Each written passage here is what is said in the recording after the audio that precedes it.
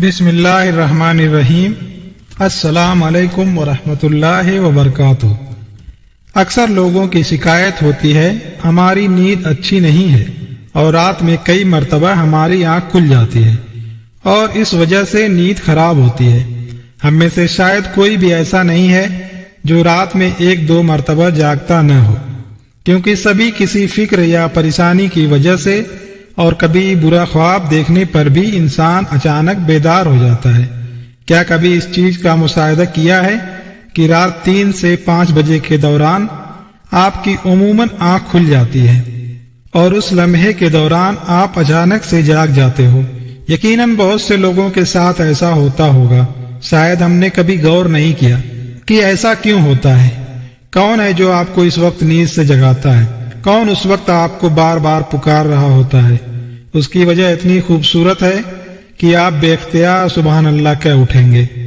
دنیا میں ہر امیر و غریب، نیک و بد کو قدرت کے قانون کے تحت دکھوں اور غموں اور پریشانیوں سے کسی نہ کسی شکل میں ضرور واسطہ پڑتا ہے، اور دنیا مصیبتوں اور غموں اور پریشانیوں کا گھر ہے۔ بعض لوگ اولاد کی نافرمانی کی وجہ سے پریشان ہیں، کچھ لوگ مال و اسباب کے ختم ہو جانے پر غم میں ڈوبے رہتے ہیں۔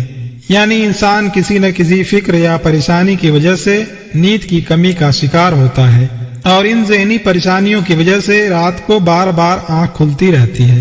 نبی کریم صلی اللہ علیہ وآلہ وسلم کی احادیث مبارکہ کی روشنی میں آپ کو بتاتے ہیں کہ ایسا کیوں ہوتا ہے، اور پھر جدید سائنس کی روشنی میں بھی بتائیں گے کہ اگر دوبارہ آپ کے ساتھ ایسا ہو تو اس وقت آپ کو ایسا کیا کرنا چاہیے جس سے آپ کو زندگی کی ہر خوشی مل جائے۔ اگر آپ رات کو اچانک نیند سے بیدار ہو جاتے ہیں، آپ کسی مرض میں مبتلا نہیں بلکہ خوش نصیب انسان ہیں، کیونکہ اس لمحے کے دوران آپ کا رب آپ کو یاد کرتا ہے۔ یہ رحمت کے فرشتے ہوتے ہیں جو آپ کو بار بار نیند سے اٹھاتے ہیں۔ رات کے وقت اللہ تعالیٰ اپنے بندوں کے زیادہ قریب ہوتا ہے تاکہ وہ ان کے لیے رحمت اور توبہ کے دروازے پوری طرح کھول دے۔ حضرت ابو ہریرہ رضی اللہ عنہ سے مروی ہے کہ حضور اکرم صلی اللہ علیہ وسلم نے فرمایا، ہمارا پروردگار ہر رات آسمانی دنیا پر نزول فرماتا ہے۔ جب آخری تہائی حصہ باقی رہ جاتا ہے تو آواز دیتا ہے، کون ہے جو مجھ سے دعا کرے اور میں اس کی دعا کو قبول کروں؟ کون ہے جو مجھ سے سوال کرے، میں اس کو اس کی مطلوبہ چیز عطا کروں؟ کون ہے جو مجھ سے بخشش طلب کرے اور میں اسے بخش دوں؟ ہے کوئی توبہ کرنے والا، میں اس کی توبہ قبول کروں؟ ہے کوئی سائل جسے میں عطا کر دوں، یہاں تک کہ صبح طلوع ہو جاتی ہے۔ اسی طرح ایک اور حدیث مبارکہ ہے، حضرت ابو سعید خدری اور حضرت ابو ہریرہ رضی اللہ تعالیٰ عنہ سے مروی ہے، وہ بیان کرتے ہیں کہ رسول اکرم صلی اللہ علیہ وسلم نے فرمایا، اللہ تعالیٰ توقف کرتا ہے یہاں تک کہ 1/3 رات گزر جاتی ہے تو آسمان دنیا پر نزول فرماتا ہے اور آواز دیتا ہے کہ ہے کوئی مغفرت کا طلبگار، میں اس کی مغفرت کروں؟ ہے کوئی توبہ کرنے والا، میں اس کی توبہ قبول کروں؟ اور ہے کوئی سائل، میں اسے عطا کروں؟ اور ہے کوئی دعا کرنے والا، میں اس کی دعا قبول کروں؟ حتیٰ کہ فجر طلوع ہو جاتی ہے۔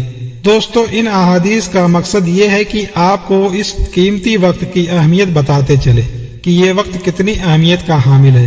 جب ہمارا مالک خود ہی آواز دیتا ہے، مانگ لو مجھ سے جو ابھی اس وقت مجھ سے مانگنا ہے۔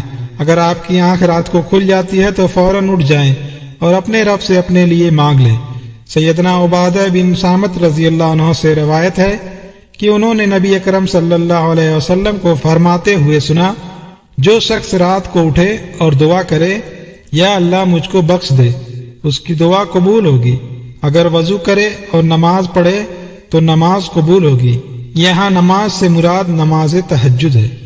دوسری حدیث میں سیدنا ابو سعید خدری رضی اللہ عنہ سے روایت ہے، وہ کہتے ہیں کہ میں نے نبی کریم صلی اللہ علیہ وسلم کو فرماتے ہوئے سنا کہ جب تم میں سے کوئی شخص ایسا خواب دیکھے جسے وہ پسند کرتا ہے تو اللہ کی طرف سے ہے، اسے اللہ کا شکر ادا کرنا چاہیے، اور اگر اس کے علاوہ کوئی ایسی چیز دیکھے جو وہ ناپسند کرتا ہے تو وہ شیطان کی طرف سے ہے، اس کے شر سے پناہ مانگے، اس کا ذکر کسی سے نہ کرے تو وہ اس کو نقصان نہیں پہنچائے گا۔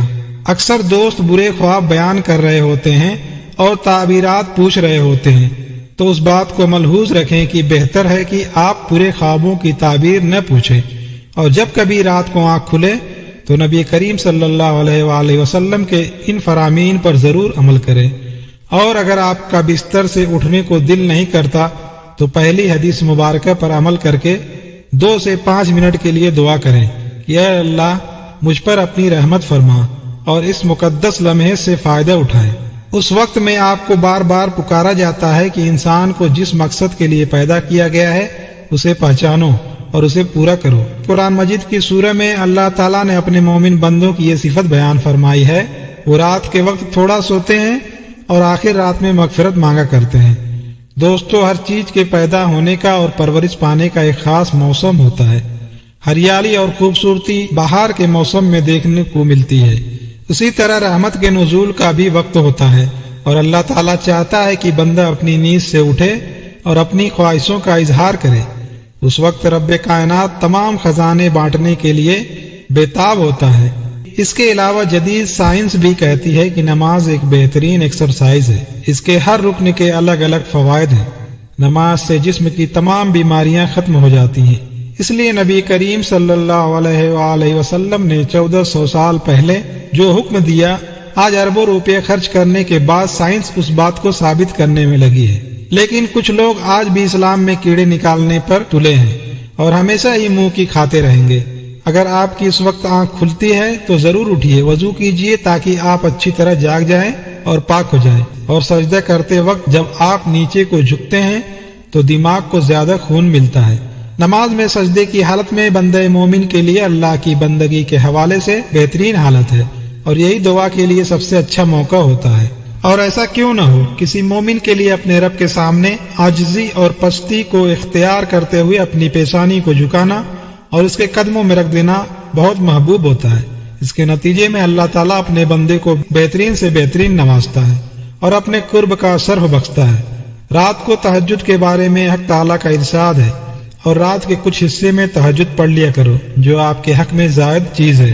کیا عجب ہے کہ آپ کا رب آپ کو مقام محمود میں جگہ دے۔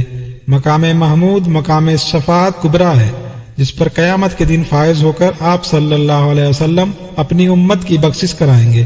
مذکورہ ارشاد کی روشنی میں مسلمان کو چاہیے کہ رات کو جس وقت آنکھ کھل جائے وضو کر کے 2 رکعت، 4 رکعت، 6 رکعت یا 8 رکعت، جس قدر طاقت اور فرصت ہو، دل کی رغبت ہو، پڑھ لیا کرے۔